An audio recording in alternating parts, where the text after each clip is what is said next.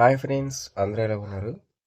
మనకి AP CET నుంచి BiPC స్ట్రీమ్లో B pharmacy, Pharm D, biotechnology, food technology, pharmaceutical engineering ఈ కోర్సుకి సంబంధించి సెకండ్ ఫేజ్ నోటిఫికేషన్ అయితే రిలీజ్ చేశారండి. ఇక్కడ సెకండ్ ఫేజ్ నోటిఫికేషన్ అంటే మళ్ళీ మనం రిజిస్టర్ అవ్వచ్చు, మళ్ళీ డాక్యుమెంట్ వెరిఫికేషన్ చేయించుకోవచ్చు, మళ్ళీ వెబ్ ఆప్షన్స్ అనేవి కొత్తగా పెట్టుకోవచ్చు. మీరు ఏ ప్రాసెస్ అయినా సరే మీరు చేయొచ్చు. ప్రతి దానికి కూడా డేట్స్ అయితే ఇచ్చారు. ఎవరైనా సరే ఈ సెకండ్ ఫేజ్ నోటిఫికేషన్లు అన్నీ పార్టిసిపేట్ చేయొచ్చండి.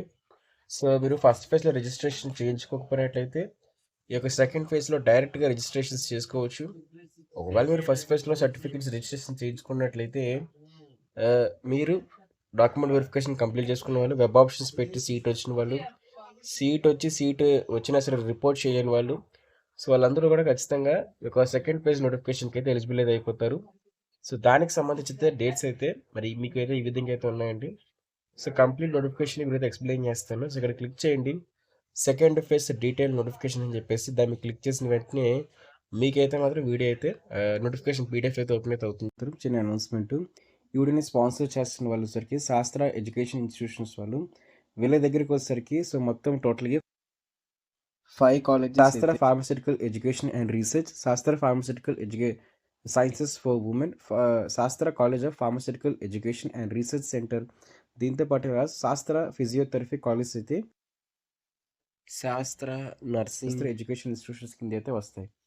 వీటిలో వచ్చేసరికి B pharmacy, pharma D, M pharma, diploma, physiotherapy, BSc nursing ఈ కోర్సుకు సంబంధించి ఈ సీట్స్ అనేవి అవైలబుల్గా ఉన్నాయి.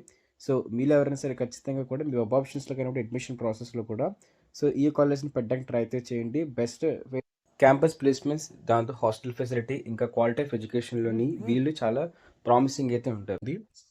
మరి అక్కడ చూస్తారు కదా, డేట్స్ అయితే ఈ విధంగా అయితే ఇచ్చారండి.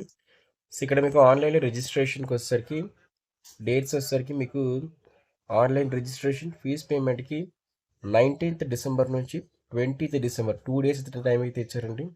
ఆ 2 daysలో ఎవరైనా రిజిస్ట్రేషన్స్ చేసుకోకపోయినట్లయితే రిజిస్ట్రేషన్స్ చేసుకొని ఆ కోర్సులకు సంబంధించి మీరు ఫీజ్ పేమెంట్ చేసేయచ్చు.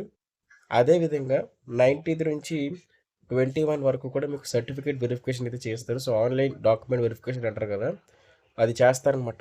3 days మొత్తం మీకు సర్టిఫికేట్ వెరిఫికేషన్స్కి అయితే ఇలా ఆప్షన్ అయితే ఇచ్చారండి. అలాగే వెబ్ ఆప్షన్స్ పెట్టుకోవడానికి టైం వచ్చేసరికి 19th నుంచి 22 వరకు అయితే ఇచ్చారు. ఎవరైతే స్టూడెంట్స్ ఉంటారు కదా, ఫస్ట్ ఫేజ్ కౌన్సిలింగ్లో వెబ్ ఆప్షన్స్ పెట్టుకొని సీట్ రాలేని వారు, సీట్ వచ్చి నాట్ రిపోర్ట్ చేయలేని వాళ్ళు, ఓకేనా, సీట్ వచ్చినా సరే రిపోర్ట్ చేసి ఇంకా బెస్ట్ ఆప్షన్స్ కోసం ఉంటున్న వాళ్ళందరూ కూడా 19th నుంచి 22 వరకు కూడా మీరు వెబ్ ఆప్షన్స్ పెట్టుకోవచ్చు. అలాగే చేంజ్ ఆఫ్ వెబ్ ఆప్షన్స్ అనమాట. ఒకవేళ మీరు 19th ఫ్రీజ్ చేస్తారనుకోండి, బట్ మీకు సెకండ్ ఫేజ్ కాబట్టి తక్కువ నెంబర్ ఆఫ్ కాలేజెస్ అయితే ఉంటాయి కదా. మరి తక్కువ నెంబర్ ఆఫ్ కాలేజెస్ ఉంటున్నప్పుడు మీకు సీట్ రావాలంటే ఖచ్చితంగా మీరు ఎక్కువ నెంబర్ పెట్టాలి. మిస్టేక్స్ చేసినట్లయితే మీరు change of web options 22nd మీరు చేసుకోవచ్చండి, ఓకేనా.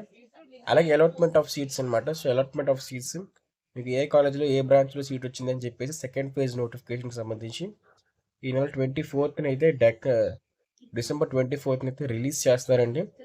24th మళ్ళీ మీరు seat allotment order second phase సంబంధించి డౌన్లోడ్ చేసుకోవచ్చు.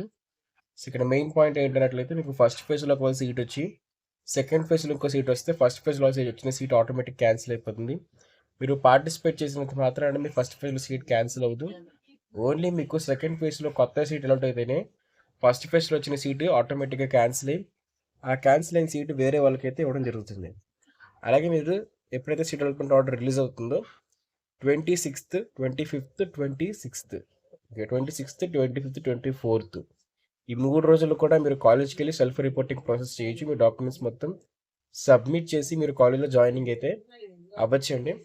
మరి దీంతో పాటే ఇంకా ఎవరు ఎలిజిబుల్ ఏంటి అని చెప్పేసి నేను నెక్స్ట్ అప్కమింగ్ వీడియోస్లో అయితే ఎక్స్ప్లెయిన్ చేస్తాను. ఖచ్చితంగా సబ్స్క్రైబ్ చేసుకోండి. సబ్స్క్రైబ్ చేసుకొని బెల్ నోటిఫికేషన్ ఆల్ పెట్టినట్లయితే మేము చేసే ప్రతి వీడియో ఎవరికైతే వస్తాయి.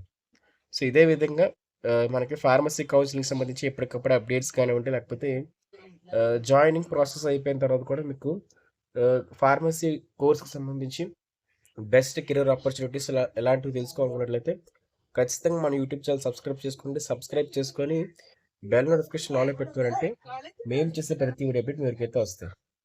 సో ఓకేనా.